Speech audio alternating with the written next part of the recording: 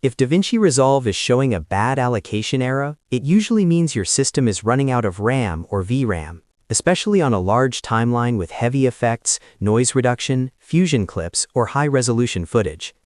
In this video, I'll show you a quick and practical fix you can try right away to reduce memory usage and get Resolve working again.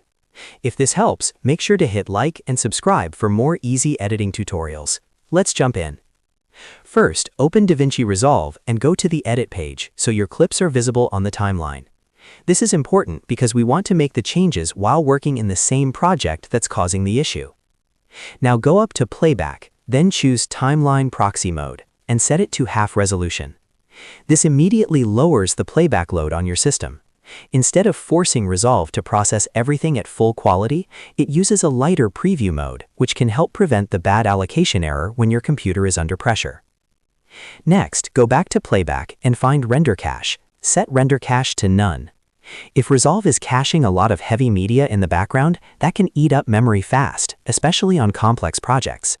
Turning this off can reduce unnecessary processing and free up system resources. After that, go to DaVinci Resolve in the top menu, then click Preferences.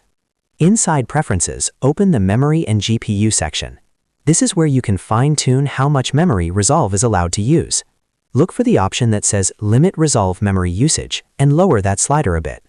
The goal is to leave more memory available for your operating system and other background processes, so Resolve doesn't push your machine too far. If you're on a system with limited RAM or VRAM, even a small adjustment here can make a big difference. A lower memory limit can help prevent overflow and reduce the chances of Resolve crashing or throwing the bad allocation message again. Once you've made those changes, save your settings and restart DaVinci Resolve.